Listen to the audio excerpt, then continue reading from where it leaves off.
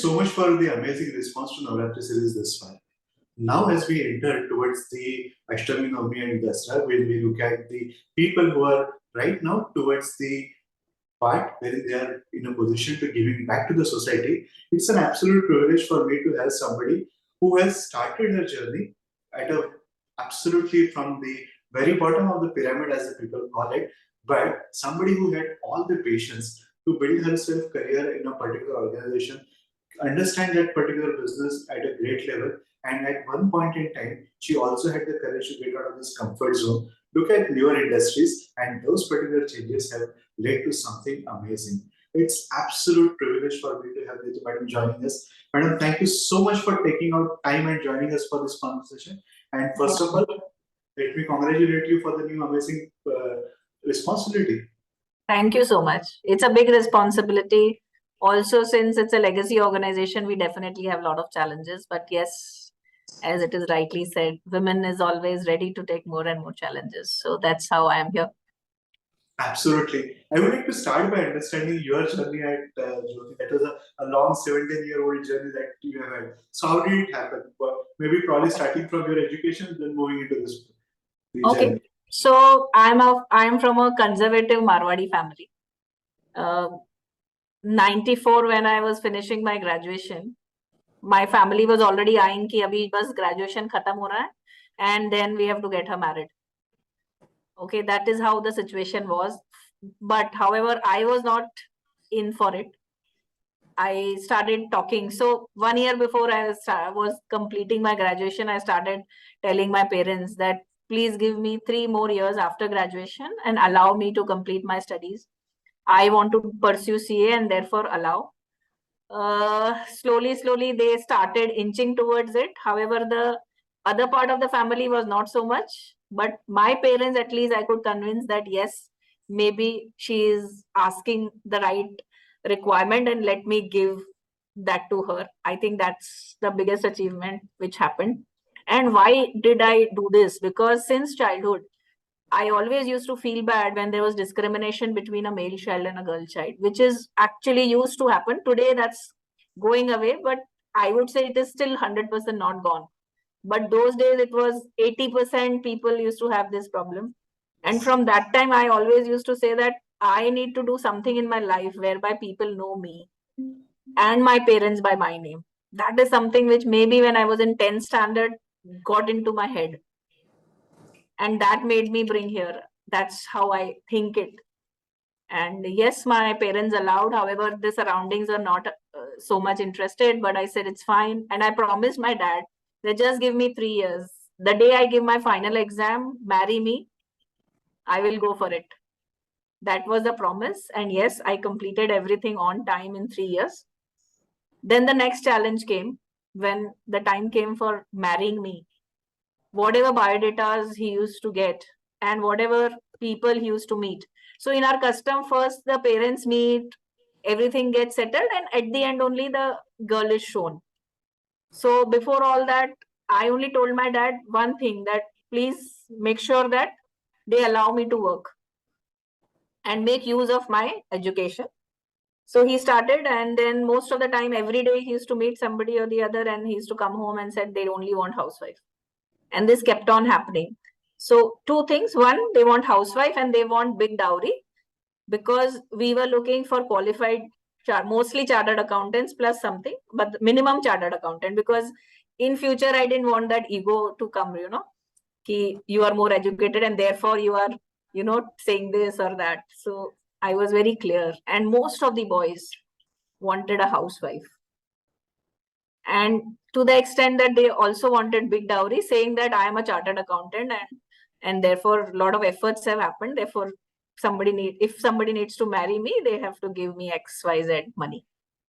Okay, finally, we got one biodata, and CACS, he was working in Bombay. This time I said that let me do something differently. When this biodata came, there was a name of the company where he was working.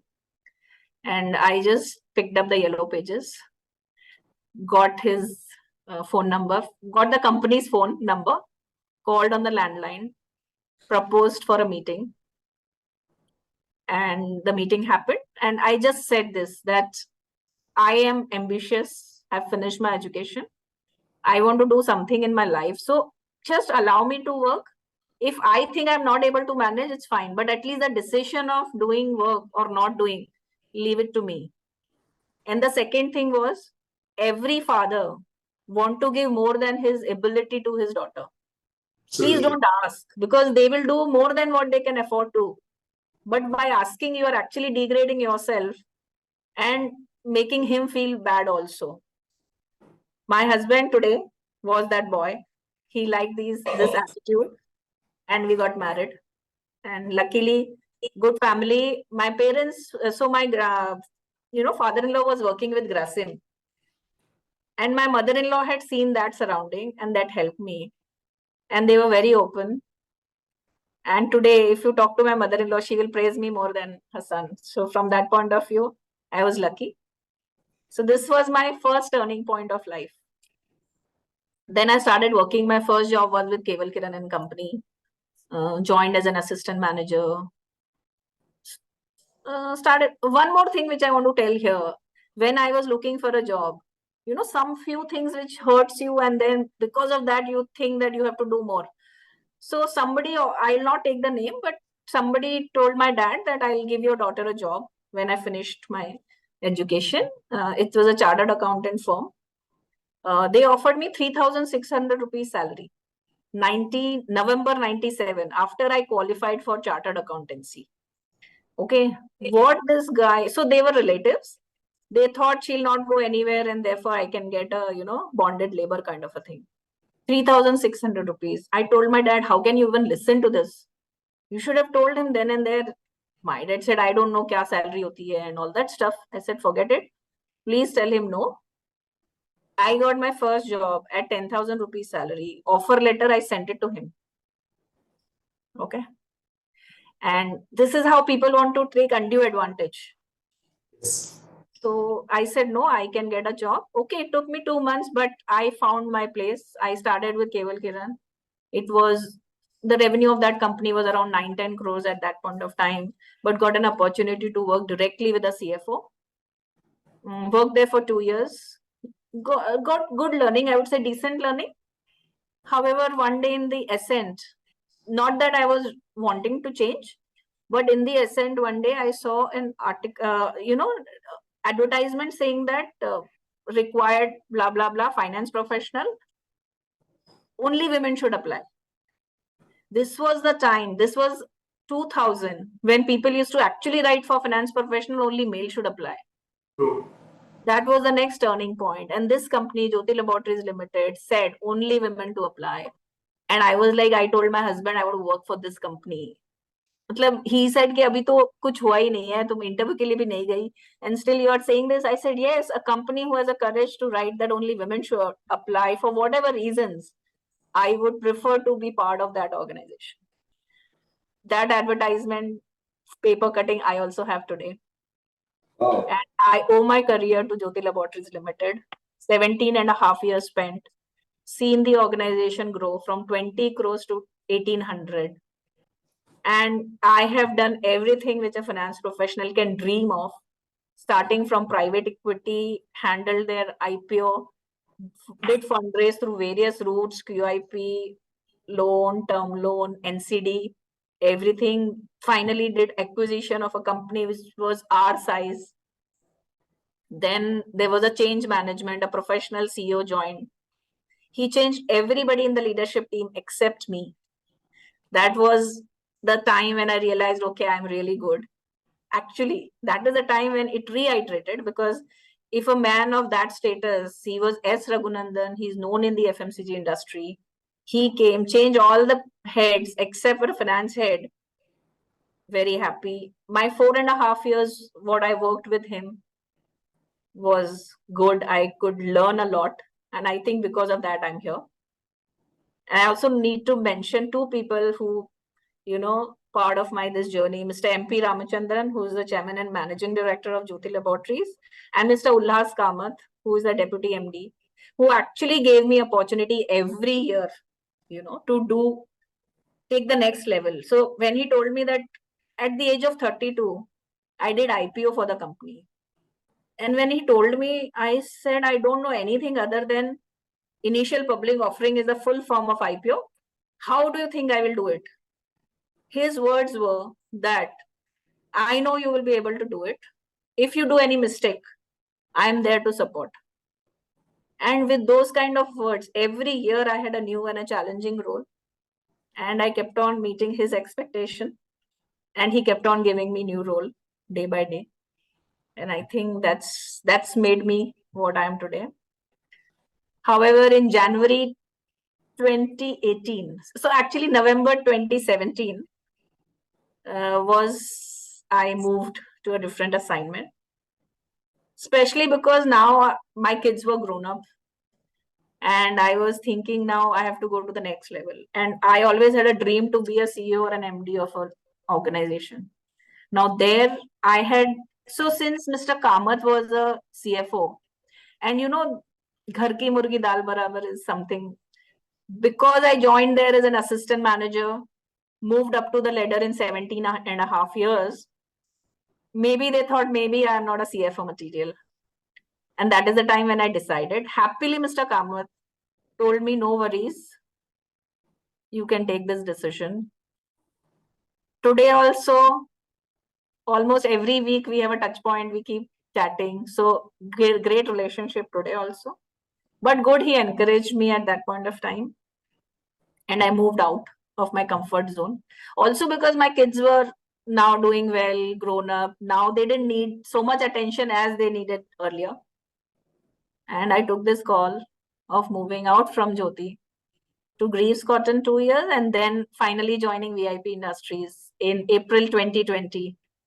Again, a time when the business was zero because this was into travel. A lot of people told me not the right time. But I was always have one belief that if you joined an organization into its tough times, you can prove yourself faster. And I actually thought this is an opportunity to show my strength faster. In 3 months, whatever work I did, they appreciated and actually gave me something without even asking for it, an ESAR program. 3 months after joining, a promoter giving somebody a good plan, like with this, I can make some good money in next 3-4 years. That was my first achievement. And yes, did quite a lot of work. It's a legacy organization, a lot of transformative work happened. Not that the journey is over. In May, they made me an exit. So here I have never asked for anything, but things started coming on its own. May 2023, I became the executive director. And then I thought maybe 2-3 years down the line, I can reach the next level. However, in August, just 4 months after becoming the executive director, I got this opportunity. I didn't say yes on the spot. I took 4 days to finally say yes. And yes, finally I'm here. Lot of support from my husband. So at times it used to so happen that I have to travel and he used to take care of the kids. So a lot of times I think he has come and he has actually sacrificed his career many a times for me. So yeah, that's how I'm here today. That's my journey. This is something very amazing, very peculiar things that you hear in this particular part. The earlier part, I understand the partnership that you created in personal life, laid the foundation for the other partnerships, the professional partnerships to grow at this level. Few other things that was so candid, you were so clear and about everything that had happened in the retrospective way, and also about the contribution that various individuals made. I always wonder at what point in time, how do you really look at the fact that you are ready for the next one? That is something I find a lot of people finding it very difficult. As to, are you really ready for the next one? How do you judge? Always. So one, I dream big. Okay. And I start dream much before it's going to happen. So like I said, that I always had in my mind that I will do something for myself, my parents, myself will be known. When I became CFO, that day I decided I'll become MD. The day I became executive director, I decided, so I always decide my next path much ahead of time and I keep working on it. So when I became CFO that day, because I decided that I have to become MD, I'm not only focusing on my area, but trying to learn also. And I always believe that every day has to be a learning. So the day you don't learn anything, actually that's the end of the story.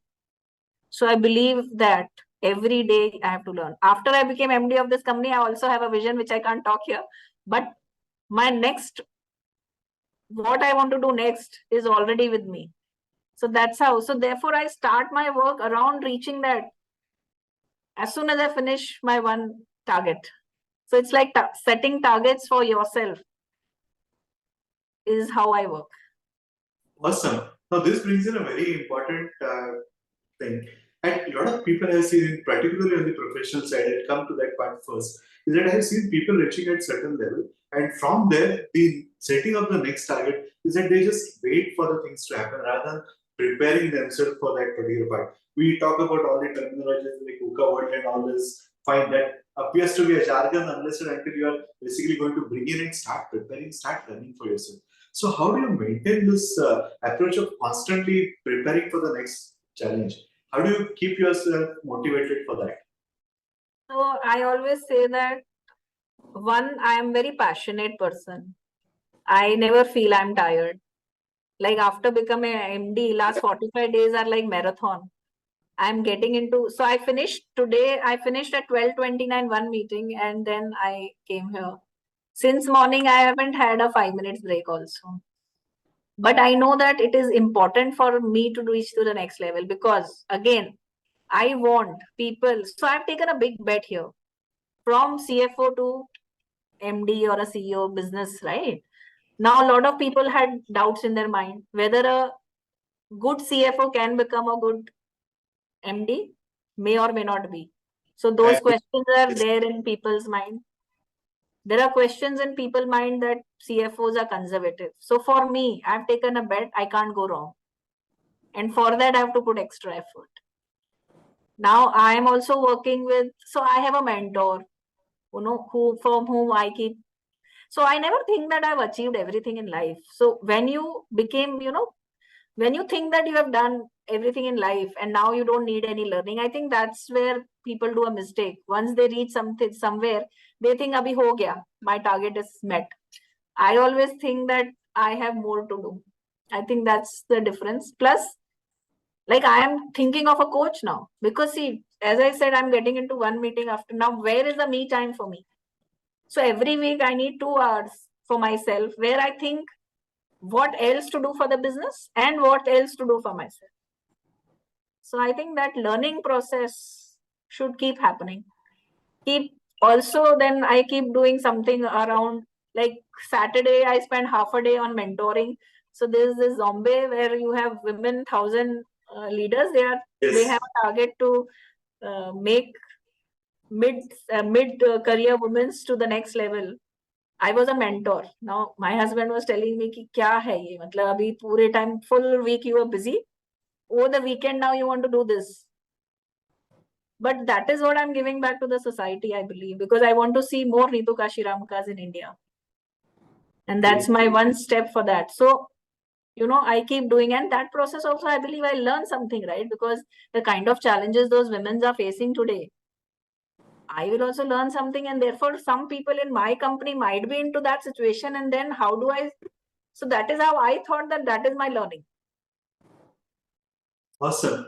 Now, the younger generation which is coming in with a very different mindset. One fundamental thing that still continues in your journey is about learning. It's about building the things, and even when you are dreaming something, you are not only dreaming about it, you are building yourself to go to that particular level, which is something at this generation probably needs everything pretty faster. I know So, my how do you son, I basically can see give that? you an example.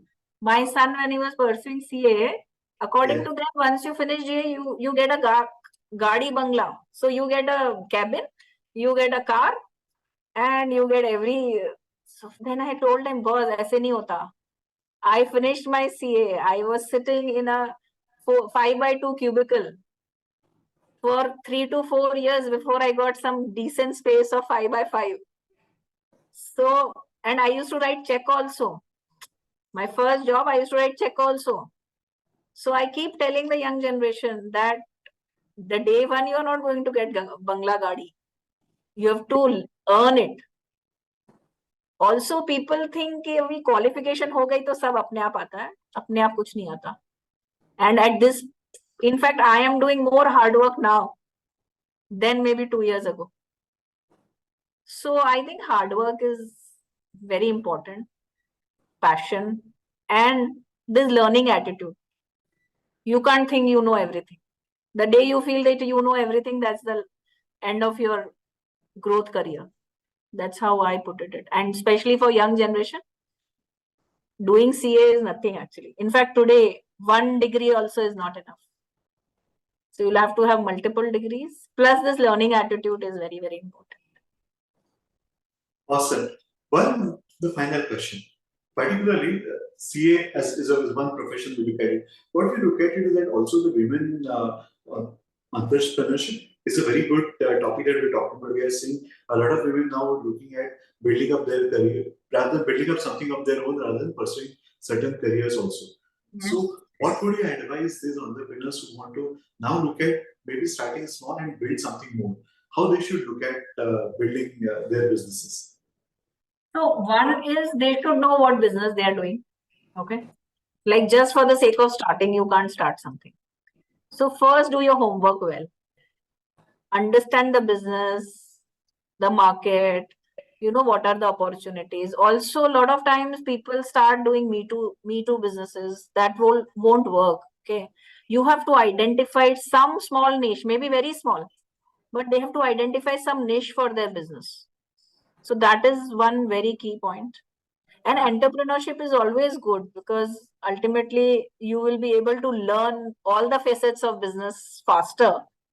But do your homework well and also dream big. I keep telling people. Other thing which I keep telling people is think you are the best. The day you don't think you are the best, you will start losing. So have confidence in yourself. I think things will fall in place.